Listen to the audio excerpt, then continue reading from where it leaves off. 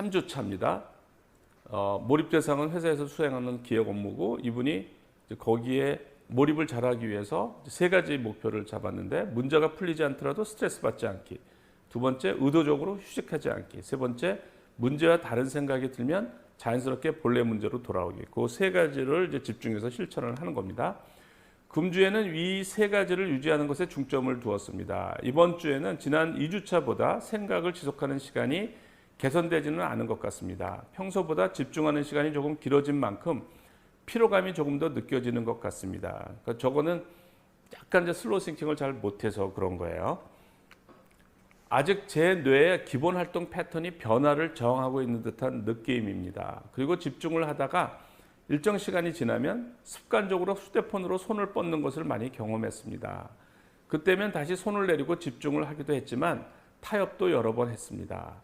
뭐 사람들이 다 저렇죠. 크게 걱정할 필요 없어요. 아직 생각하는 과정을 즐기지 못하여 몰입의 깊이는 얕은 것 같습니다. 아직 문제 해결을 할 때 성취감을 느끼기보다 하나를 힘들게 넘어갔다는 느낌이 들어서 그런 것 같습니다. 위에 세 가지가 기본적인 것 같지만 실천하기가 쉽지 않았습니다.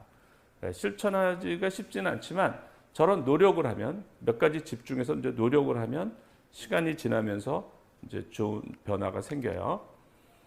다른 분들의 사례처럼 문제를 생각하는 과정을 즐길 수 있을 때까지 조금씩 개선하겠습니다. 그러니까 몰입 클럽의 장점이 이제 몰입을 오랫동안 해서 몰입을 잘하는 사람들이 있거든요. 이제 그런 사례들을 보면서 자극을 받고 내가 지금 현재 당장 효과는 없지만 앞으로 이제 이렇게 계속하면 좋은 효과를 본다는 걸 알고 이제 하기 때문에 이제 몰입 클럽이 좋은 것 같아요.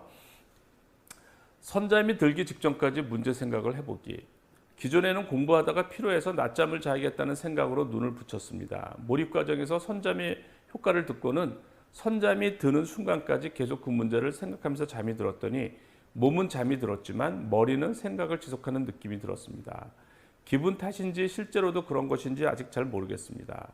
평소에는 낮잠을 잘 때 생각을 비우고 쉬어야겠다고 생각하고 잠들었습니다.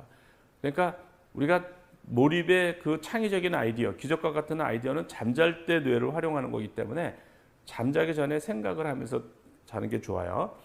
그런데 그것도 편하게 생각을 하는 거죠. 아주 편하게. 스트레스를 받는 게 아니라 아주 편하게 상상하듯이 생각하다가 잠이 드는 거예요. 그때는 이런 경험을 잘 못했는데 선잠을 자기 직전까지 계속 생각을 하니 자면서도 생각을 하는 느낌이 들었습니다.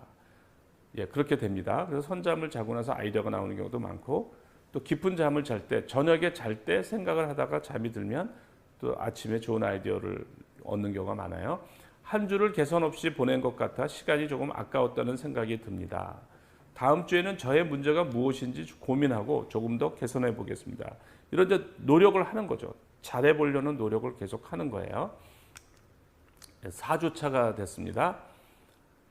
역시 이제 몰입 대상은 회사에서 수행하는 기획 업무고 이를 위해서 이제 몰입도를 올리기 위해서 실천 과제가 문제가 풀리지 않더라도 스트레스 받지 않기, 의도적으로 휴식하지 않기, 문제와 다른 생각이 들면 자연스럽게 본래 문제로 돌아오기를 이제 구체적으로 실천하는 겁니다. 실천 내용 1. 문제가 풀리더라도 스트레스 받지 않기. 문제가 잘 안 풀려도 예전보다 스트레스를 덜 받는 것 같습니다. 몰입을 실천하기 전에는 나는 왜 이렇게 집중을 못하지? 다른 사람이라면 더 잘할지도 모르겠는데 나는 너무 문제를 못 푸는 것 같다라는 자책하면서 억지로 문제를 풀려고 했었습니다. 그죠? 저 쓸데없는 스트레스예요. 그러니까 편하게 하면서 시간은 얼마든지 있다. 나 평생 이 문제 하나 이것만 생각할 거다. 이런 해서 시간에 대한 압박을 받지 않는 게 좋아요. 그래야 더 아이디어가 잘 나옵니다.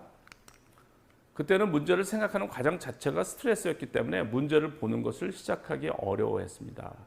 그러니까 문제를 피하게 되고 수동적인 몰입을 하게 되죠. 그러나 이제 문제를 더 생각해보고 싶다는 마음이 들기 시작했습니다. 교수님께서 소개해 주신 수학 공식을 유도한 초등학생의 사례가 많이 도움됐습니다. 자책을 하지 않고 내가 아직은 이 문제를 못 풀고 있지만 풀면 얼마나 기쁠까라는 긍정적인 생각을 하게 됐습니다. 제가 몰입클럽에서 이제 몰입을 뭐 한 2년간 지도한 그 초등학생이 있어요. 그 이제 사례를 가끔 소개를 해요. 3. 문제와 다른 생각이 들면 자연스럽게 본래 문제로 돌아오기. 문제를 생각하는 와중에 왜 다른 생각이 들어올까? 생각의 틈은 왜 생길까를 고민하고 있습니다. 문제를 고민하는 것이 재미없을 때 그런 틈이 생기는 것은 인지하고 있었습니다. 지난번 교수님께서 고민이나 걱정을 오래 붙잡고 있는 것은 좋지 않다라는 것과 문제가 풀리지 않을 때나 아이디어가 떠오를 때 메모해두면 그 생각이나 고민의 에너지를 더 소비하지 않고 다른 생각으로 넘어갈 수 있다고 하셨습니다. 문제를 고민하다가도 다른 근심이나 걱정이 있으면 그쪽으로 많은 에너지가 빼앗긴다는 것을 느꼈고 걱정이나 근심도 메모해 보았습니다. 걱정이나 근심도 이제 메모하면 그것이 사라져요. 적다 보니 근심이나 걱정이 정리되며 생각보다 어려운 문제가 아니었다는 느낌이 들었습니다. 고민을 배출하고 나니 마음이 한결 가벼워져서 다시 원래 문제를 집중하기 쉬워졌습니다. 의도적으로 휴식하지 않기, 문제를 생각하는 과정이 힘들지 않아질수록 쉬어야겠다고 생각하는 빈도가 확실히 줄어들고 있습니다. 그죠? 편하게 생각하니까 뭐 따로 쉴 필요가 없는 거죠. 한 주 한 주 지날 때마다 다음 주는 조금 더 개선해 봐야겠다는 욕심이 듭니다. 이제 4주차가 돼서 계속 발전하고 있죠.